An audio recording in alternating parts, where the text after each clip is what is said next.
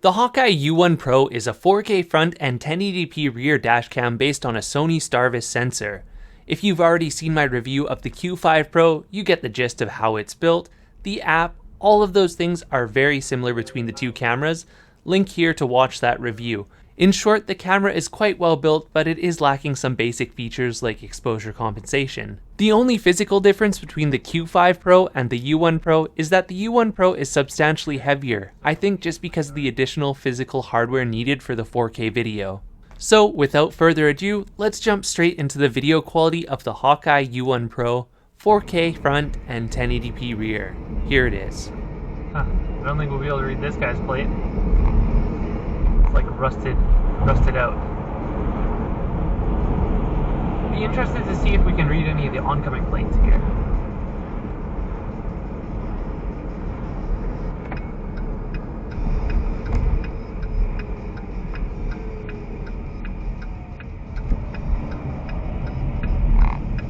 I don't think we'll be able to read this guy's plate.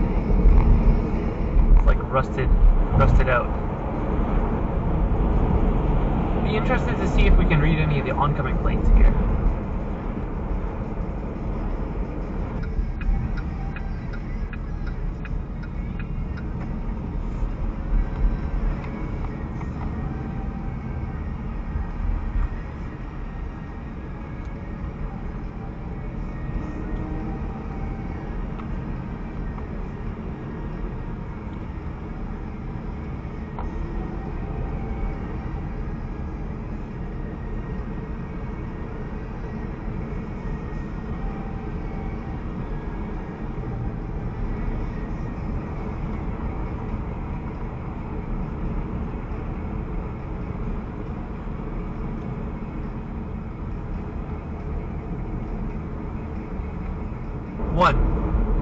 We're driving along the Alex Fraser Bridge going about 72, 73 kilometers per hour right now, and this is a dashcam audio test from the Hawkeye U1 Pro.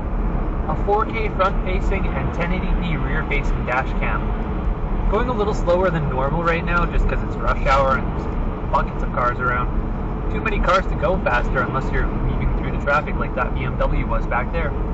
Anyways, I'm talking at about a normal volume, maybe projecting my voice just a little bit more since it is pretty loud in here as we're rolling along with the sound of all the cars around us and stuff. This is what the Hawkeye U1 Pro microphone sounds like at speed.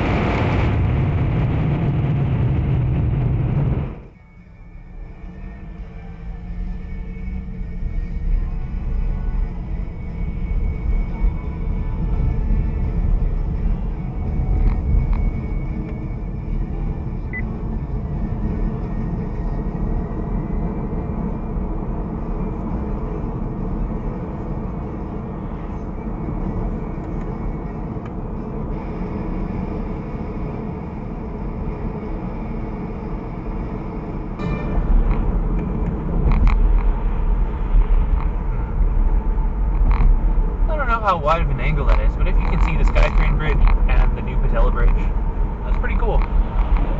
It's been really neat to watch the progress of this one giant tower go up here. Anyways, let's count down. 3, 2, 1. How about a second dashcam audio test going 50 kilometers per hour? We're crossing the Patella Bridge right now into New Westminster. Slowing down actually a little bit here. This bridge is always a little bit slow. It's very tight. I drive a small car and can fit in the lanes. It's kind of funny, big trucks will straddle the center line and take up 2 lanes, basically make it so you can't pass. Anyways, dashcam audio test, Hawkeye U1 Pro.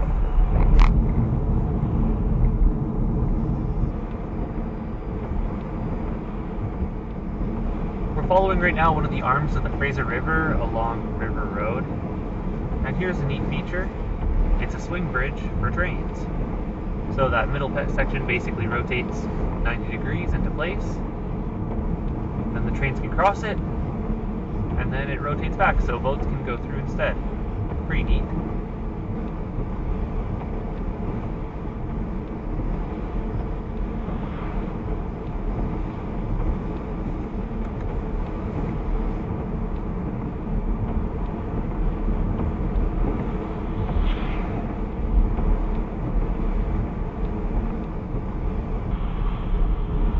All of this bouncing around on this rougher section of the bridge here, I'm not sure if it really shows just how low my headlights are angled. They're angled so low that it doesn't illuminate like stop signs and street lights and stuff. I really barely even see the license plate on cars in front of me on flat ground. Unless, you know, we hit a bump or we're angled uphill, in which case it will illuminate the license plate. The good thing is that means I'm not blinding the drivers in front of me with my LED headlights, but it can be a bit troublesome at night because really you're looking for knees, anything from the waist and below on people who are walking next to the road or cyclists or whatever. You really only see the legs, only the leggies, not the rest of the body. Lots of people like wearing black pants, black shirts, that sort of stuff. It's very, very hard to drive safely. And these giant ass A-pillars. I mean, not as bad as the Leaf was, but